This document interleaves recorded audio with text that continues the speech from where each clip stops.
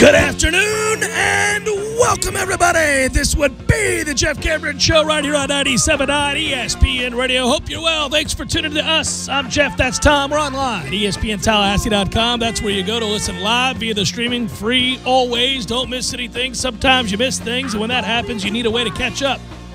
We provide that way. Go to iTunes. Listen to the show upon the conclusion of it. All 3 hours going to be posted. Also, you can always check our own website, ESPNTallahassee.com. When you go there, you'll find the show posted in our audio vault as well. That's good. I want to thank our friends at Cornerstone Tool and Fastener, as they are the new sponsors of the Jeff Cameron Show, all in on the popularity and the rising, soaring success of 97.9 ESPN Radio. Thank you, Cornerstone Tool and Fastener, your location for all of your tool needs. That's right. It's where all the pros and do-it-yourself workers, they do their shopping there. It should be noted, 2 locations to choose from. That's 1110 Stuckey Ave, 3269 Crawfordville Highway. Yay, Cornerstone Tool and Fastener. They've latched onto the right program. We're kicking ass. That's what we're doing, and soon to be kicking a lot more of it, because there will be football, and there will be more football all across these here airwaves, as we've got the Westwood One, we've got the ESPN schedule, we've got the National Championship, the playoffs, the NFL. Forget about it. There's everywhere. A lot. Yeah. And then the Braves are leading the division, even though they're in a bit of a spiral right now. Or tied for first. They're tied because we split with the Phillies yesterday. That's right. Sorry. I looked at it after our Game 1 victory over the Phillies, because anytime the Mets win, it is now it's news. It's a weekly news story because it happens once a week. There you go. It happens. So that was cool. I appreciated the rundown yesterday. I was going through it last night. All the stuff we have, Tom, that we talked about on the program yesterday, in addition to the fact that we've got the Braves and we've got the Bucks. Wow. What a time to be alive, as they said during the Georgia Tech game. Oh, that's in right. which Aguayo's kick was blocked and taken to the house. He did say that, didn't Ridiculously, yes, he did. What a time to be alive. Georgia Tech wins their first ACC game of the year. Oh, by the way, that'll be their last. They didn't win another one, just that one. We've had some whoppers here, haven't we? Ooh, have we? I have joked about this very thing on Seminole Headlines, which will be following us today at 4 o'clock from 4 to 6. I joked that for a guy who was as successful as Jimbo was here in Tallahassee, he had some remarkable losses. So the Georgia Tech loss was Georgia Tech's only ACC win of the year. That is correct. As you noted. But it's not even in the top 2 of Whoppers. It No, might not Virginia be in the top at home 3. on senior night, Wake Forest. I mean, you can name a lot. Okay, so Virginia senior night, but then you have the Louisville game on the road where they could have scored 80. Well, name their score. Could have scored 100, actually, because they did score in the 60s. Then you have Boston College last year, which has to be in the top. 35-3. Yeah, that has to be up there. So now you're talking Virginia senior night as number 3 on the list? Or is it NC State 16-0 at halftime? Well, that was a choice, and an egregiously poor one, but yeah. Well, there's a lot, like you said, to choose from. There are a lot of moments. The North Carolina, there's like 10 seconds left on the clock. 2016. I forgot about that one. Remember that one? Yeah. I forgot all about that No, one. not the North Carolina one where TJ Yates threw for 450 yards. And we missed a 38-yard field goal, too. Yeah, and we were on the rise there, so I don't even – that's fine. Yeah. You know, it's not fine, but, you know, it's Wasn't going to okay, happen. but yeah. Yeah. No, I forgot about that one. Oh, yeah. That kid made a kick from a million miles, though. Yes, he did. And, boy, did he celebrate it. He sure did, didn't he? He got all of his money's worth. Boy, he and Bradley Chubb, yeah, you know, that was something to behold there. It's too bad neither of those programs are any good, never win anything of any importance at all. But, yeah, that was you're right. A couple of game-winning drives to Miami last year. That was rough. Those aren't blowouts, though. I mean, Boston College Louisville have to be 1-2 in some order, right? Well, the Louisville one was setting records, and there were moments where, and it was also game day. Yes, it was. Yeah. And that one was one where, for the first time, maybe ever, I felt completely helpless, meaning I felt like we were powerless. Like a team of NFL players were powerless to get a stop. Like the score literally could have been 100 and I'm not exaggerating, they could have scored 100 points. Yeah, and it's an overused word, but you're right, literally here, because you have huddles coming after our players in a TV timeout. They couldn't bait us into trying. And Odell Higgins had the most passion of anybody in that huddle. They couldn't bait us into fighting. They could not bait us into competing and caring. That's what I mean. If he decides, foot on the gas, sending a message, it's going to resonate for 100 years, trying to change the perception of the two programs, I'm sticking with my guys, my starter. Now, they would have gotten hurt. Somebody would have taken a cheap shot at some point, rightfully so. I was calling for it at the time. But, you know, there would have been, for example, an opportunity at about 70-something points scored, and Lamar is still in the game, and he would have scampered for 17 yards and sought to go out of bounds, and career's over. Yeah, whistle is no object here. No, yeah, we're not worried about whistles anymore. At some point, somebody's pride would have been... What is this white painted grass? Yeah, what does that even mean, what really? Are we doing here? Huh? Yeah, I'm saying that could have happened at some point. I was calling for it to happen a lot sooner than it happened there, or it could have happened. The Virginia one is, I forgot about that. We had about 74 chances to win that game. Yeah, but I never forget he intentionally dropped it. We practiced that Burt Reed moment. That never ends. That is the gift that keeps on giving. It's the all-time greatest lie from a coach. And the Wake Forest off of a bye week, trying to get cute with Trickett versus E.J. Manuel. Man, you got a hell of a top 5 there, and you got some, other ones. And you rightfully, we started all of this with Georgia Tech. Right. So you've got a couple of good candidates just knocking on the door to be in that top 5, but that's a list for list season that you don't want to put together. You can when you feel better. It would be fun. I mean, I think it would be fun when we get further removed. The focus rightfully now is all about what we have with the upcoming season. And every day I come in, there is another email or a tweet or whatever it is from the fan base now asking specific questions about players or segment groups or coaches or parts of the schedule. And that's where we're at. Now, listen, we're about to take a lengthy vacation. I'm going to warn you this week. At the end of this week, I take off. Tom takes off Saturday morning, and we're both gone for a full week, a little bit more even. So that's what's going down. And when we come back, we'll have all the audio and the stuff that I get from the ACC kickoff and meetings, I should say, which take place next week. I am going to that. I am doing some work while on the road. But then it's like you're locked and loaded. Then you get in that chair and you buckle up, and you hope the vacation was what cured what ailed you, and it's all football all the time. It really is. Looking forward to that. I'm looking forward to both facets here. I need the vacation. I need the recharge because we've been so busy here because we're kicking ass and taking names. But on the other side of it, you can actually talk about tangible things going on at camps around the country. Yeah. Yes. But you know what else? I will say this. I can already tell. I've already gleaned a little insight into where we're going to be mentally when this vacation ends. We're going to be chomping at the bit because just having this past Friday off and being gone from the show Friday, just Friday, Saturday, Sunday. I mean, that's all it was. Yesterday, I was excited to be back on the air. That's always a good indicator that you like what you do and you're excited about your job.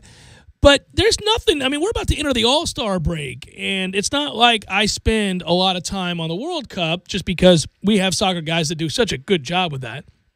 And secondly, I understand that for our audience, anyhow, it's kind of niche. So we don't do that. And we know where the bread is buttered in terms of football talk and where everybody wants to be, and soon. But already I was kind of getting eager and anxious and ready to do that. And, God, what's it going to be when it's been 7 days? Right. No, I agree. And at the end of 7 days, you're going to be like, ooh, kind of got to get back. Got to get back. For me, I almost feel like being the ultimate nerd this season and almost having notes for every team because there are so many storylines that are really fascinating. And sure, some will eliminate themselves by the time you get to, say, October 1st. You go, well, they're terrible. They've already lost 3 games. Let's not worry about Tennessee, for example, something like that. But there are, in the SEC, you've got 7 or 8 really interesting stories. You got a couple of contenders, but you got really interesting stories.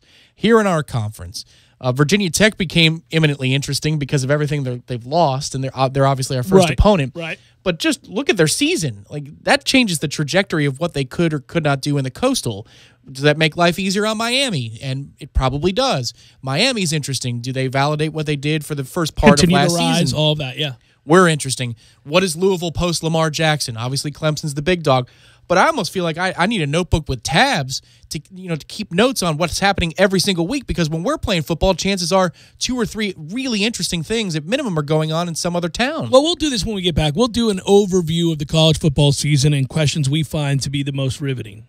In this conference, for this program, we'll start with this program, obviously, but then from there we'll expand out to the ACC as a whole and then get into the SEC and the other Power 5 conferences and the college football landscape, what intrigues us most. Because I do believe, as I said before, we're coming up on a year where the intrigue is heightened compared to other seasons, and I think it's because there are upwards of 20 to 25 really, really fascinating storylines that affect all of college football.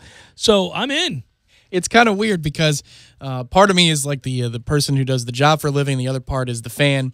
And yeah, we're both, aren't we? Yeah. One guy says, "Man, I wish the home slate was terrible this year, because then I'd watch all the games at home in my house, and I could have 3 other things going, because every noon slate and 3:30 slate's going to be awesome.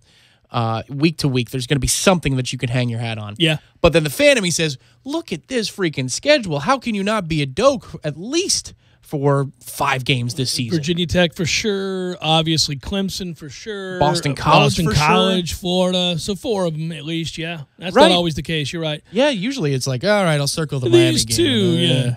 Hey, let me do this before we go to break. I got to do 2 things. One is just hey, everybody, pay attention. Something pretty cool here. These are impossible to watch, but they're also beautiful. I say impossible in a way that, you want to be alone, I think.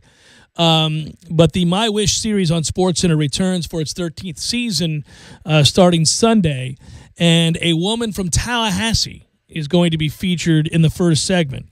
Morgan, I hope I say her name right, Morgan Comer, 18 years old from Tallahassee, survived a rare liver disease at 10 months old. 14 years later, she was diagnosed with cancer. Morgan wanted to meet PGA Tour star Jordan Spieth, and her wish was granted. She spent the day with him in Phoenix earlier this year. The segment's going to debut in the 10 a.m. Eastern edition of SportsCenter on Sunday. It airs again on ESPN2 and streaming on the ESPN app. There's a lot of other stuff. They go on to talk about all of the other people that will be featured, but this first one is an ESPN woman, and it's with Jordan Spieth, and it's this Sunday debuting at 10 a.m. Second thing I want to tell you that is of far less significance, and they would agree, you could use a new pillow. You could use a new pillow. Come on. What are you waiting on? It's the best offer yet from my friends at MyPillow. It's their buy one, get one free special. Go to MyPillow.com. Click on the buy one, get one free special. Use the promo code 979ESPN. You'll get one free pillow when you buy one at a regular price. That's right. Go to MyPillow.com. Click on the buy one, get one free special. Enter the promo code 979ESPN. Here, if you want to call them, write this down. 800-944-6596. 800-944-6596. Last night I had a very enjoyable sleeping experience with MyPillow. You should too. MyPillow.com. You finally got some good sleep? I did. I slept like the sleep of the dead. You did not. No. I'll get you a MyPillow, buddy. It's the Jeff Cameron Show, 97.9 ESPN Radio.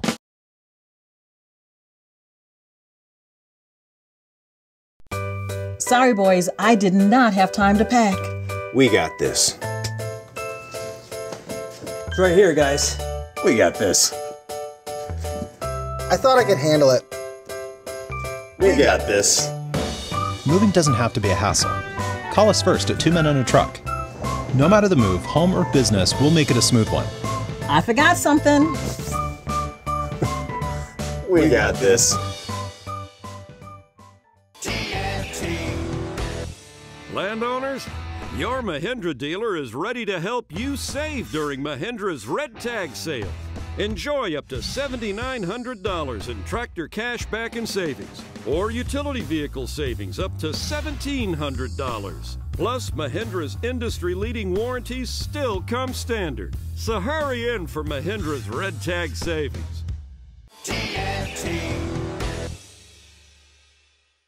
When you're in need of auto repairs, look no further than Nice Tire and Auto Service. Nice has been in business for 16 years with long-term, knowledgeable sales associates. They have the latest wheel balancing machine in the industry. And for passenger vehicles, they service AC, brakes, suspension, tune-ups, and much more. Never sit through a long wait. Nice Tire and Auto has 10 service bays to get you back on the road quickly. If you have tire problems, check out their large inventory with various Goodyear and Michelin tires. Nice Tire and Auto Service, 4792 Bluntstown Highway, 574-4100.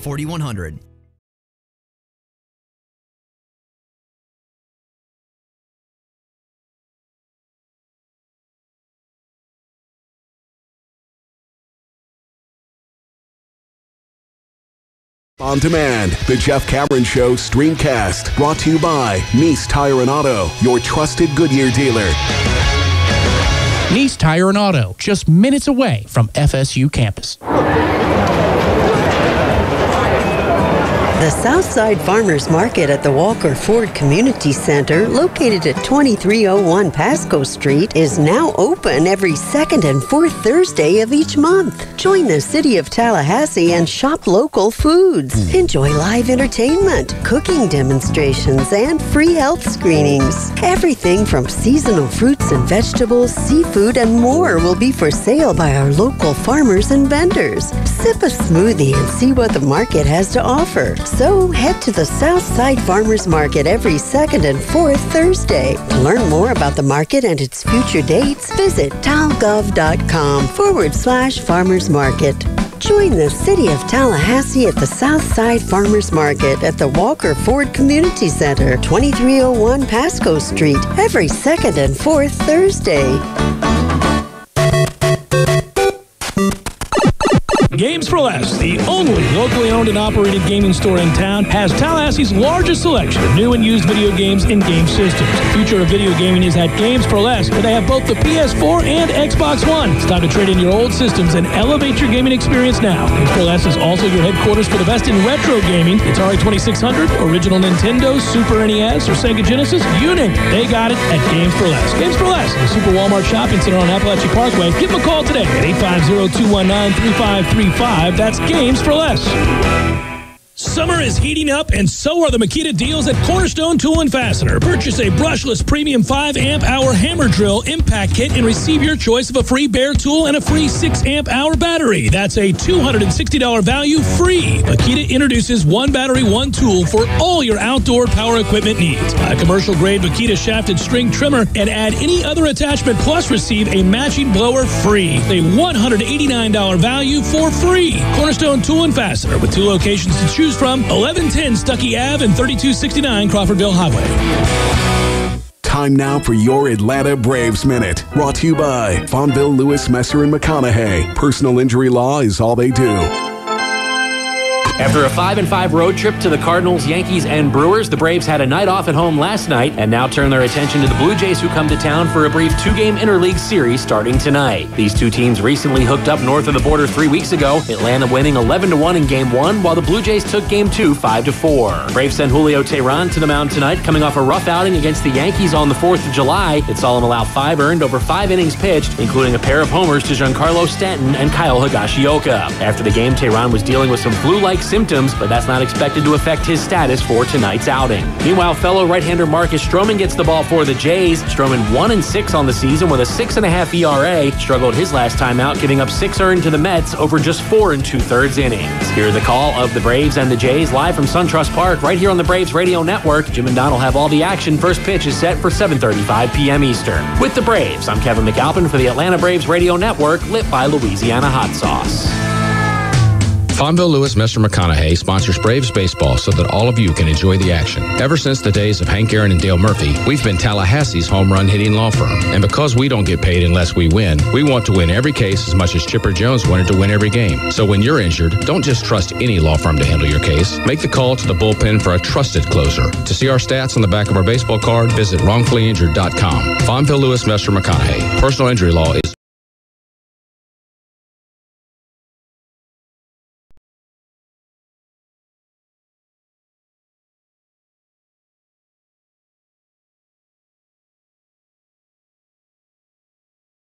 article today that it reads as follows. Garrett Gilbert. That's your guy, Garrett Gilbert? Yeah, national title game. Garrett Gilbert was a mess. It was 2012 when the former high school phenom had transferred from the University of Texas to SMU after going 7-7 as the Longhorn starting quarterback and being demoted to third string. He admittedly spent too much time listening to the boos and reading negative articles. His childhood dream of starring for his hometown team in Austin had turned into a nightmare. His confidence was shot. The decision-making and accuracy that had made him one of the country's top prospects was gone. And it goes on to say that it all led to preparing him to be Cam Newton's backup. In essence, the article reads, being booed incessantly was a plus for Garrett Gilbert. And I keep thinking that is a perfect representation of sorry-ass Texas football. Did you know that they were that ruthless on old Garrett Gilbert? I mean, no, but that was a tough time for everybody, right? Because after Mac got to that title game and Colt gets hurt in the first quarter, whatever it is, it's over. That's the end of that program right there. Under Mac Brown. Yeah. I think that's true. That was the end. And then Garrett, I guess, is wearing the hopes and dreams of those that say, we would have won. Yep, exactly right. Yeah. I am curious about another quarterback, and that is one of Garoppolo. I'll ask you now on July the 10th, how's Jimmy going to play this year? Well, he's going to play quite well.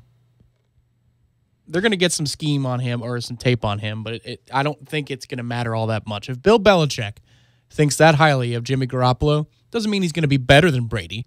It just means that he might be better than Brady in 2 years, and he's thinking ahead. Here's what I like. I like the discussion because they're on a 5-game win streak with Garoppolo. But the gist of the conversation this offseason has been, okay, well, that's good. And certainly there were moments that led you to believe that he's not going to shrink in the fourth quarter and he's willing to make the big plays when the game is on the line and he's got deft touch and he is tough in the pocket and all those things. But why don't we re-examine these 5 wins? One of them was 15-14 over the Chicago Bears, who finished 5-11, and they kicked a field goal in the waning seconds.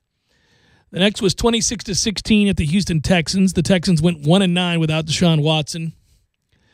Win 3 was 25-23 against the Titans, who were technically a playoff team, but of course one that needed overtime to beat the Browns and got its final 6 regular season wins against the Colts twice, Browns, and Bengals. Should be noted, by the way, for Titans fans who bring this up a lot, that they made the playoffs. Those were your 6 wins there at the end. You beat those sorry-ass teams at the end to get into the playoffs. Yeah, barely. You've done less with more there. Yes. That's a good situation. You've got a good running game, and the defense has been good for a while. 44-33 against the Jaguars. Now, that's the win that you circle. That's a quality win. That's the win where you say, wow, 44 points on that Jags defense. The Jags led at halftime 19-16, and then you drop, you score 44 points against the Jags. And again, I mean, that's crazy just to think about in general. I mean, you're not going to figure that that team gives up anything near that this year at any point in any game. That was a big game for them, too, at that point. They weren't mailing it in because everything was clinched. So, yeah, you score 30 points, 28 points in the second half. 34-13 against the Rams. That's another good win. But the Rams, I think, at that point were already locked up. And so I guess you look at these 5 games and you're saying one of them really stands out as a significant win, and it's the Jacksonville game. Yeah, it does, but I look at some of the numbers here, and I remember watching a fair amount of San Francisco football. I had, I think it was Goodwin. Well, it's amazing how you forget the names of players on forgettable teams. I think it was Marquise Goodwin. And so I figured that with Garoppolo in the fold, this underutilized speed weapon might actually be of use, and he was. But Garoppolo completed a high percentage of his passes. His yards per attempt number is really healthy, and he did so without knowing the playbook. I mean, Kyle Shanahan, I'm sure, dumbed it down for him so he could, have a chance. But think about it. You're getting off an airplane. You're changing teammates. At the NFL's level of speed, you don't know the offense, and you're capable of completing 65-70% of your passes and getting it down the field? I liked what I saw. I agree on both sides of this situation. When we were looking at all the quarterbacks and you were saying who's going to get paid, who isn't, for example, Kirk Cousins, et cetera, all these other guys, you thought about who had the best situation moving forward and who is investing the most amount of money in a guy that is simply going to be a bust. And I did not come back to Garoppolo as the answer to that question. I thought enough of him to say it's worth taking a risk on. And what you're taking a risk on is that Bill Belichick's right. It's not the 5 wins. What you're saying is I'm betting that Bill Belichick was right. That's all I'm doing. My money's on Bill Belichick. It's less about the 5-game winning streak that Garoppolo's on and more about Bill Belichick wanted this guy desperately enough to where it fractured the relationship between he and the owner and his star quarterback. Right. And it's not to say that Garoppolo will be better than Brady was at his best. It just means that Brady's declining. No way, no how, period. Right. It's not the same argument. It's just saying that as Brady declines, Garoppolo is going to play at a higher level than Brady. How high is that level? Hard to say. But it's layered here. It's that the Belichick is the biggest piece of the pie if you're talking about why I'm making the case. Number 2, I think he's got some tools, obviously, to him. But number 3 is Kyle Shanahan is a really good offensive mind. Yeah. He puts players in positions to succeed. They've got something going over there. You look at Atlanta's offense from year to year. What was the number one thing that changed? They lost their coordinator. Mm-hmm. And you watched him drop off drastically, yeah. He's a quarterback guru, too. So I think this whole thing fits pretty nicely together. And they could go 8-8 this year. But still, I think his numbers will be solid, and he will be, vetted out after 16 games to be a pretty good quarterback. The thing that happened, though, was that everybody saw the contract they gave him and went, well, good Lord. Yep. And so, but that's true of any quarterback that is then given status of face of the franchise. That's anybody. The pressure you're under is not necessarily directly related to the numbers you'll put up against the field. It's the weight of that contract. It's do you live up to being the highest paid quarterback in football or one of the 3 highest paid quarterbacks in football? Now, we know this always changes. The next guy up will surpass that, and we'll all go, what? You gave so-and-so that contract? I get the nature of the business. But the fact that you're included in that and you've started, 5 games, Right. Well, that's the hard part here is it's not like the NBA where Kevin Durant can opt out and the best player in the world is on the market, or LeBron is changing teams for the 3rd time in however many years. Quarterbacks don't make it that far. So if you believe that you've got somebody, you've got to go all in. That's the move. It's funny because it always comes back to this, and it will for the foreseeable future. I say to you right now, hello, Tampa Bay Buccaneers.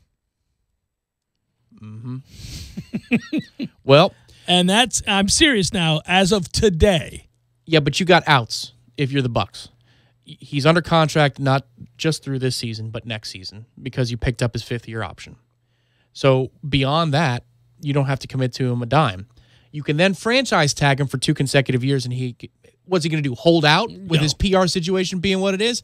Hell no, he's not holding out. Plus, the franchise tag for a quarterback is going to be close to $30 million a year, if not more than $30 million a year. Right. So you've got this season plus 3 more on top of it. To assess the situation. To assess it year to year. And what you also have is a bird in hand in that you know that he can be really good. He has been for stretches. Yeah. That gets lost in all this discussion about the off the field, and he's made that possible. But he is also really good. We've talked about this with my baseball team because, are the Mets going to sell DeGrom or Syndergaard off? And they're under team control. So why would you ever do that? In the same way, Jameis Winston is under Tampa Bay Buccaneers control for the next 4 seasons, starting with this one. I'll scream it over and over again when we start the Scuttlebucks, and I'll say it here again over and over again on the Jeff Cameron Show, and that is that you have to have – at this point in Jameis's career, in order to get the money that he wants to get and to possibly have a chance in being in that league for a really long time and being considered amongst the elite – you have to shut up and fly straight. It has to be, there can't be anything. This has to be go to work. Work ethic's never been a problem for him, but go to work, be prepared, put in the time, go home, husband, dad, go to bed, get up, do it again, and it's for years. And his personality type, that's how, by the way, that's also how, because inevitably this is going to happen. So you can get mad at me if you want, but the comparisons will be to Ben Roethlisberger. Big quarterback, strong quarterback, problems off the field, similar in nature, really talented. But as you correctly pointed out, Ben went on to play at a Hall of Fame level. That goes a long way in shaping people's views, fair or unfair. That's true. The other thing that went a long way was Ben doesn't say anything. By and large, he shuts the hell up and goes to work. He's not a charismatic guy. It's not a look-at-me guy. Jameis can no longer be the look-at-me guy. There can't be any eating of W's and crazy speeches before the games. There can't be running off the sideline yelling at people. There can't be screaming down a teammate or a player on the opposing team. You can't get in, push an official. No. Go to work, compete, go home, go to bed, do it again. Yeah, I think you can scream at teammates if they're not doing their job, but that's about the extent of it. That's it. You probably can't even yell at your position coach right now. No. I don't know that plays. Like the way Brady chucks a Surface Brady, tablet and yells. Well, he's embraced for that, which is, we know many reasons that happens. Yes, but in this case, you can't even do that. No, but I actually think, understandably, people we're watching here, man. What? Come on. Right. Let's just say that there was zero off the field stuff. The on the field behavior would be enough, right? Where you go, listen, dude, you got to chill out moving forward. Yeah, here. only because as a franchise quarterback and leader, right, you can't be that volatile. Well, I mean, it was the St. Louis Rams at the time on a Thursday night. It's the New Orleans stuff. It's the Carolina game where he lost his cool. Right, when he recovered the fumble. Right. That's at 3, and I'm sure I'm missing at least 2 or 3 more. And that's not me being, Jameis bad kind of guy.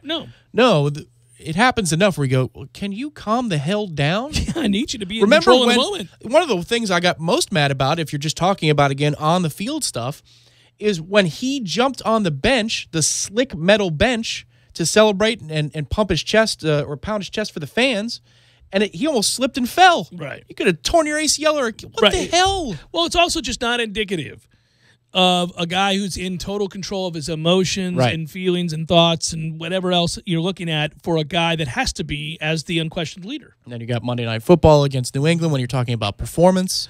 You're talking about great second half. It was a great second half, but are we done with that now too? Oh, I mean, it's an extension of the same thing here. No, but I also think that is really probably gone. I mean, he idolized Brady, and again, the other part of that is how young in these situations he's been, younger than most in the league. And so, yeah, I am willing to excuse away some of that. The other stuff we can't. There's no reason to try to excuse away. We're not talking about that. We're just talking about on-the-field antics. The thing is, if you can, for a moment, put your swords away, right, is it's very possible that he's already begun that process, that he already started brought this up a lot long ago. It's possible. Post-2016 moment in time. That's what I'm saying. Mm-hmm. Yeah. Mm-hmm. That happened in the spring of 2016 may be a long-distant memory in his world, but now it's only coming to fruition for the rest of the world. That's the part I thought was so difficult, was that I believe that to be true. I could be proven wrong. We'll find out. But I do believe that incident led to the decision not to drink anymore, which goes back a ways. And look at how he's been in terms of his body, what kind of shape he's in, the focus, the things that we've talked about he's doing. All of that seems post-2016, and we didn't know what happened in 2016, but all of that has just now come to light. So the reliving of that is tough, I think, if, in fact, you had put certain things in your rear view. We'll see if he has. We'll see if it's warranted. Oh, time will tell on that one. Yeah. Yeah, I would think it would get reported the way this culture is. Yes. I would almost be afraid to be alone. Like, I'd have a guy, a security detail, and somebody else, and I'm just like, I'm looking straight ahead. We're on our way to practice. I'd tweet that. It's like that's you periscoping you being the most boring person in the world. Yeah, that would be me every day on Instagram. I'm looking out the front window of the car, and we've just pulled into One Buck Place. I'm going to practice. Go Bucks. Have a Truman Show feed from 8 p.m. to 6 a.m. Just shows you in the kitchen at all times, or sleeping. I'm eating a salad. Just tweet that out. Yeah, that's funny. And then you hire a Big Jelly. You got a guy named Big Jelly who takes care of things for you. I don't know. Can I trust Big Jelly? I need Big Jelly to be solid as a rock at all times. And a name like Big Jelly, I'm not so sure. Well, I'm not going to be in any situation that allows Big Jelly to do anything crazy. Big Jelly, I'll have the salmon. That's the extent of our conversation. That's Would you like some jelly on it? Jeff Cameron, Show 97.9 ESPN Radio.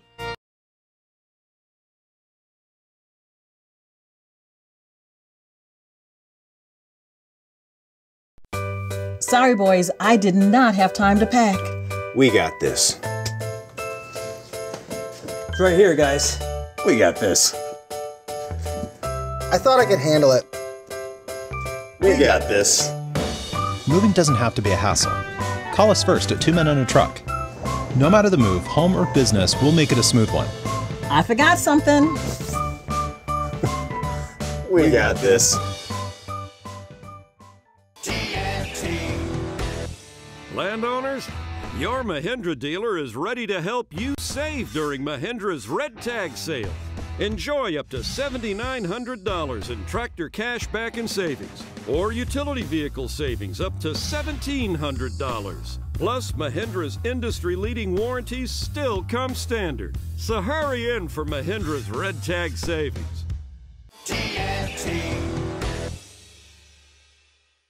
When you're in need of auto repairs, look no further than Nice Tire and Auto Service. Nice has been in business for 16 years with long-term, knowledgeable sales associates. They have the latest wheel balancing machine in the industry. And for passenger vehicles, they service AC, brakes, suspension, tune-ups, and much more. Never sit through a long wait. Nice Tire and Auto has 10 service bays to get you back on the road quickly. If you have tire problems, check out their large inventory with various Goodyear and Michelin tires. Nice Tire and Auto Service, 4792 Bluntstown Highway, 574-4100. A woman, his son, his dog, and used PEDs. The post also included a graphic image of a woman with cuts and bruises on her face. The NFLPA filed a grievance over the national anthem policy. The union says the new policy, which the league imposed without consultation with the Players Association, is inconsistent with the CBA and infringes on players' rights. The new policy requires players and team personnel on the sidelines to stand during the anthem. Players do have the option to remain in the locker room. NHL Lightning signed forward Nikita Kucherov to an 8-year, $76 million extension. The 25-year-old had 100 points last season, third most in the league. Tennis, it's on to the semifinals at Wimbledon for Serena Williams. Serena, who won in 3 sets today, will next take on Yulia Gorgas.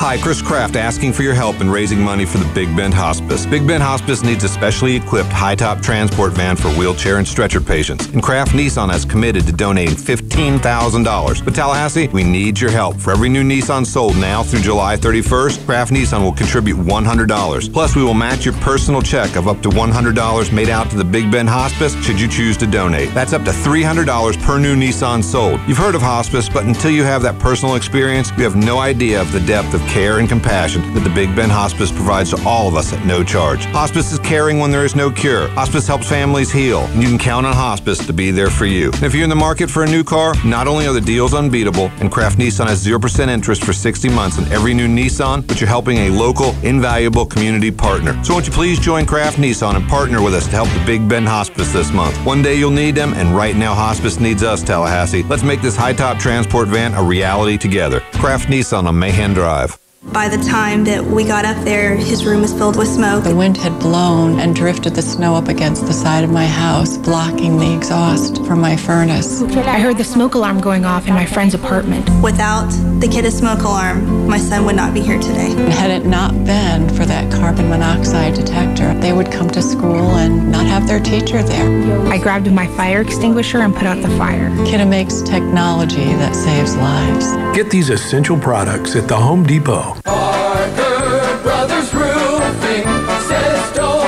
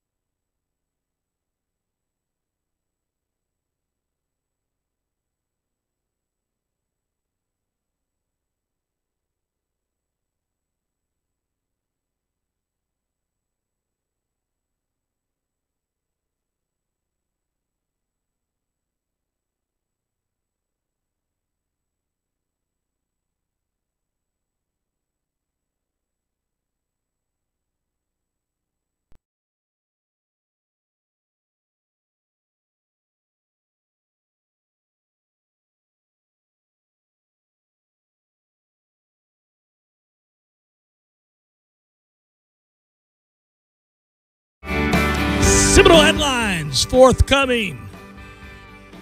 A fun edition of the program. I think you'll enjoy it. It's good. We didn't get too much into the weight of the decision that Willie Taggart made about sending Cam Akers and Brian Burns to the ACC Media Days. But it should be noted, as we've talked about, we did just yesterday, Tom, that, the takeaway more than anything else is that perhaps seniority does not matter, and we're turning over an entirely new leaf here where your experience or your senior qualification does not immediately lead to privilege. I mean, you're earning it. You're doing something now. If you're a freshman, sophomore, I don't care. Yeah. I'll note it. Well, for Cam's purposes, right? Yeah. Yeah. Because, DeMarcus Christmas would have been the pick for a defensive tackle, and obviously he'd been on a tour stop, and he is a senior. He's been here forever and a day. But Burns is an upperclassman. He's a junior, yeah. The Cam one is interesting also because there's going to be a lot of players toting the rock for us on offense. So, for Willie to kind of put a vote of confidence in Cam and say, you're going to be our featured player, that also is interesting to me because he could, go the other way and say, well, I don't know who the starter's going to be. We got a lot of good athletes here, but he's decided to say Cam's the guy. Well, and I guess the only other thing I'd say is if you're Jacques Patrick, also a running back, also a guy who returned for a final season, a guy who has been a leader, a guy who has been a bit of a spokesman for the team before. And he's a good interview, too. Mm-hmm. He gets passed over in this situation. There's no doubt Cam Akers is a infinitely more talented running back than Jacques Patrick. And, Jacques is a nice piece to have. I'm glad he came back. I'm not sure I would have made that decision if I'm him. That's just me. But he's a guy that can help you. And it also shows me, I think, because I guess I'm making certain assumptions based on my interviews with Jacques Patrick in the past. I don't think he'll have a problem with it in any way, shape, or form. I think he would embrace that. He'd say that's fine. I don't think he would view that as a slight, where you could. You could, and again, for the coach to do this, you're right, it sends a couple of messages, one of which is if you earn it, you're going to get your time. You're going to get your time in front of the camera. I don't know if that's going to translate to true freshmen. Well, it's not plural, true freshmen, if they play well this upcoming fall. But coaches typically go the other way. They typically say, well, when in doubt, I'm going to go with the upperclassmen, and you got to earn it. And I don't know who's going to be the number one back because they want to motivate a Cam Akers. But as I said yesterday, this tells me that Cam doesn't need motivation. He doesn't need tactics. No. He's already going to be the guy for you, and Willie is indicating that by bringing him up. I don't need to worry about Cam Akers. No. And there's no reason to ignore the obvious. I mean, he's just a dynamic talent. He is a superstar player. Once he figured out how to let things develop, maybe when the game slowed down for him a little bit, and his vision improved, and he had a better grasp of what we were doing, he became the talent that he became the back that his talent suggested he should be. Early in the season, now, obviously, you were right, and everybody was right who had lauded what he could be based on the physical tools that we saw. Well, and he could close the gap and get to the hole quicker than anybody else, which is why he was a better option, especially against, say, Alabama, than running Jacques out there. Right, and we're looking at that going, wow, how talented do you have to be to step in here and play in a game like that or against anybody and be already a noticeably better back in those situations. But he wasn't a complete back, and he was causing much consternation for yours truly because we would watch plays that were there, and Jimbo wasn't always right when he'd say, well, we had what we wanted here, but we didn't press the hole or, whatever, that kind of thing. He's not always right when he says that. When you watch the film from a year ago in the first half of the season, you're like, yeah, that's there. Got to let that develop. And I was just relieved because some guys never find that. Some guys never. They're just a talent.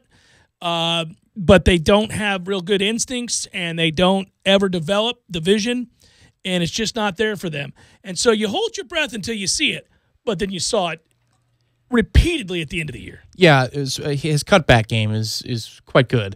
I don't know about pressing and bouncing. That's what Dalvin did at another level. And he doesn't have to get to that level. No, that was otherworldly. And I think it would be unfair to expect that Cam's vision and ability to set runs up himself would be as good as Dalvin's. That's what makes Dalvin Cook. Sure. But what Cam is that Dalvin is not is a true battering ram straight ahead as well.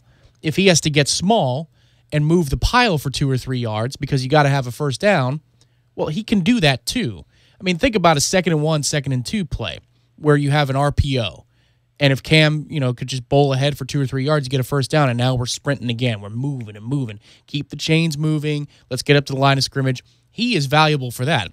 Not to say Dalvin wasn't tough, but if you're looking for distinguishable traits between the two players, there is no doubt that Cam Akers is more of a battering ram and Dalvin Cook is more of finesse. But they both have incredible traits across the board. Well, it's a good problem to have for Willie Taggart, and he's tagged him as a kid to bring to the ACC meetings along with Brian Burns, who we've been waiting, and hopefully this is an indicator of what could be forthcoming, obviously with Willie believing enough in him to send him to Charlotte. He believes he's poised to have a great season and can handle it, obviously. I've interviewed Brian Burns, and I think he can handle it just fine. Those two will represent the university very well up in Charlotte.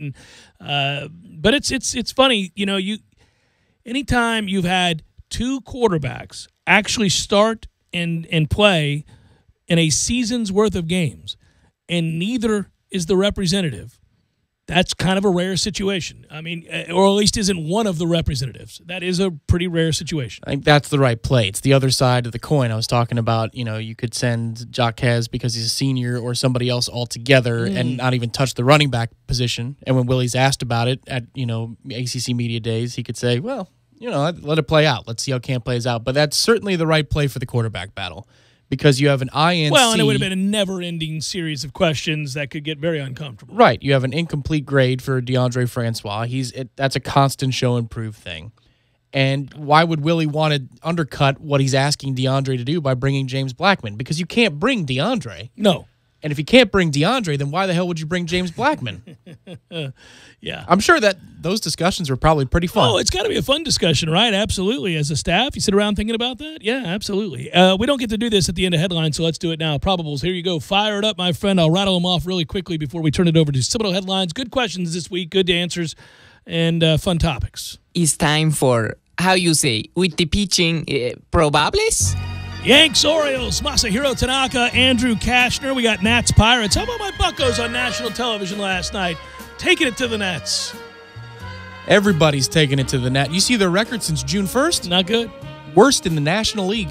Is that right? Yes. Worse than us? 6 Worse wins. than the Mets? Worse than the Pirates? 6 wins since June 1st.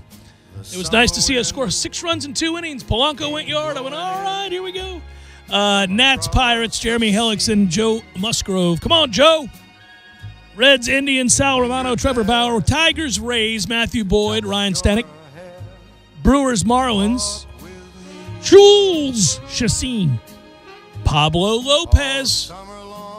Phillies, Mets. Is that right? You guys are facing one another? That's right. We did a doubleheader yesterday, split that bad boy, and here we go again. Iniel de los Santos goes for the Phillies. Drew Gagnon. Who the hell is Drew Gagnon going for the Mets? Do you know of a Drew Gagnon pitching for you? No. He's starting for you tonight. Drew Gagnon. Gagnon. Gagnon. Gagnon. He'll make his Major League debut for you. He's 28. All right. He's been pitching in Las Vegas, buddy. Rangers, Red Sox, Yabani Gallardo, Hector Velasquez. I like that you're like, I've never heard of this man. No. Chase, Braves, Marcus Stroman, Julio Teheran. Because frankly, in a lost season, when you tell me that somebody's pitching, I'm like, oh, it's that minor leaguer. Let's see what he's got. I need future. I don't know who this guy is. Usually you know about him, though.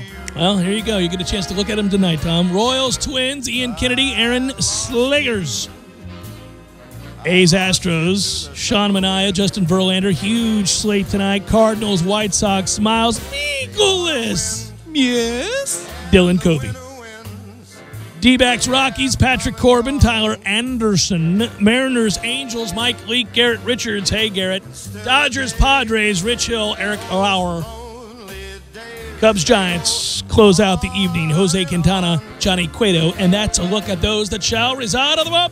Guess who sighs his lullabies through nights that never... I got a question today on headlines. Did you? Maxwell wanted to know what coaches and players that I was most looking forward to speaking with in Charlotte. Well, good God, man. everybody knows it's Adazio, and as far as the other coaches go, I would say Fuentes, since that's game one opponent, and he's had a nightmarish offseason. So I got to get used to The Athletic, the website that's paid for. Which I also pay for and never look at. I do. I read it, but I got to get used to it because it's not like your normal periodical, your normal website for a newspaper, ESPN.com. Yes. Articles are spaced out. They don't have these guys working a lot. So that national 6 wins since June 1st, that's an old-ass article. However, they're terrible. And they have been for the better part of a month and a half. I'm looking at their record. I was going to say, I didn't think that they were that bad. I mean, they were like a game below 500 now, right? Yes, but they had a terrible June. They've had 11 wins since May 31st. All right. Which is pretty god-awful. Still better than the 6 since June 1st. Right, but when the article was written, it was the worst in baseball at the time. You know, what's funny is I will confess to hating websites that do that. There was a time not all that long ago where I cited a statistic from an SI article on SI.com that was 3.5 months old. And I realized it after the show when I was rereading it because it occurred to me that didn't sound right. And I went, wait a minute, that doesn't sound right. But in the moment, you cite it, and then you look at it, you go, oh, damn it, I'm an idiot. Well, and I know that the Nationals have been bad, but they haven't been talked about at that level of being bad. Right, because that would have come up. That's why the alarm did go off when you looked at me and said, yeah, that does seem strange. And I'm citing it. I can tell you the paragraph where it came from in my head. But the Athletic dated information sometimes. Okay. The Athletic is not recognizing my code or my login. It is somehow not right. And now as we speak, we sign off on that note. That's a riveting way to end this hour of programming. Seminole headlines forthcoming. Good work, Tom. Good work, Matthew. Be well. We'll talk to you tomorrow.